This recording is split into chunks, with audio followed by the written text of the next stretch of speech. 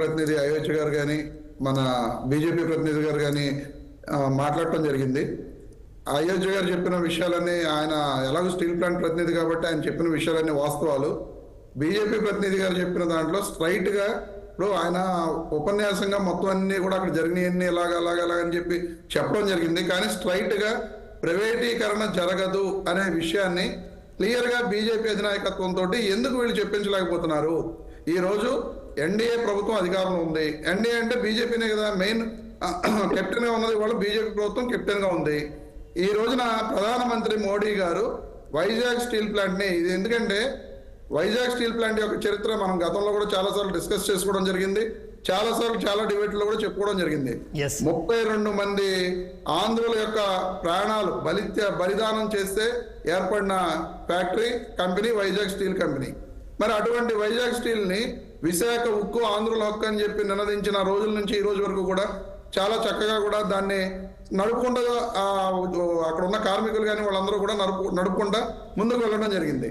కానీ కేంద్ర ప్రభుత్వం ఎప్పుడైతే దీన్ని ప్రైవేటైజేషన్ చేయాలి అని చెప్పి నిర్ణయం తీసుకుందో ఆ రోజు నుంచి కూడా కార్మికుల్లో ఒక రకమైన ఉద్వేగం, ఇదేంటిది మనం ఇంత లాభాల్లో ఉన్నప్పుడు అయోధ్య గారు చెప్పడం జరిగింది. 2021 సంవత్సరంలో కూడా 960 కోట్ల రూపాయల లాభంలో ఉంది ప్లాంట్. అంత లాభాల్లో ఉన్న ప్లాంట్ను కూడా ఆ రోజున కేంద్ర ప్రభుత్వం ప్రైవేటైజేషన్ చేయాలని చెప్పి నిర్ణయం తీసుకుంది. ఆ నిర్ణయాన్ని ఆ రోజున వైఎస్ఆర్ కాంగ్రెస్ పార్టీ వ్యతిరేకించడం జరిగింది. వైఎస్ఆర్ కాంగ్రెస్ పార్టీ తరఫున అప్పటి ముఖ్యమంత్రిగా ఉన్న జగన్మోహన్ రెడ్డి గారు కేంద్ర ప్రభుత్వానికి, మోడీ గారికి, ప్రధానమంత్రి మోడీ గారికి కూడా లెటర్లు రాసి అసెంబ్లీలో తీర్మానాలు చేయడం కూడా జరిగింది.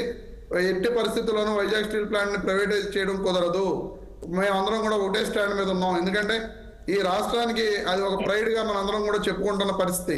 అటువంటి ప్రైడ్ కంపెనీని మనం ప్రైవేటైజ్ చేసి దాన్ని కనుమరుగు చేయాలి అనే ఉద్దేశం వైఎస్ఆర్ కాంగ్రెస్ పార్టీకి లేదు. మేమందరం కూడా వైజాగ్ స్టీల్ ప్లాంట్ ని కేంద్ర ప్రభుత్వం ఈ రోజున RINL లో ఉంది, దాన్ని సెయిల్లో కలిపితే బాగుంటుంది అని చెప్పి ఒక వెర్షన్ ఉంది. లేదు క్యాపిటివ్ మైన్స్ కానీ వర్కింగ్ క్యాపిటల్ కానీ ఇస్తే దాన్ని ముందుకు తీసుకెళ్లవచ్చు అని ఇంకో వెర్షన్ కూడా ఉంది. ఈ రకంగా జగన్మోహన్ రెడ్డి గారు కూడా గతంలో ప్రధానమంత్రి మోడీ గారికి అనేక సార్లు విజ్ఞప్తి చేయడం జరిగింది. జగన్మోహన్ రెడ్డి గారు అధికారంలో ఉన్నంతసేపు, ముఖ్యమంత్రిగా ఉన్నంతసేపు కూడా దాని ప్రైవేటైజేషన్ జరగలేదు. కానీ కూటమి ప్రభుత్వం వచ్చిన తర్వాత ఈ రోజు ఆందోళన, నిరసనలు ఎందుకు ఎక్కువ అవుతున్నాయండి? గతంలో 3 నెలల క్రితం ఎప్పుడో 4200 మంది అవుట్ సోర్సింగ్ ఉద్యోగులను తీసేయడం జరిగింది. అలాగే ఆ తర్వాత అందులో ఉన్న కొంతమంది కార్మికులకు బెనిఫిట్స్ అవి కూడా కట్ చేయడం జరిగింది.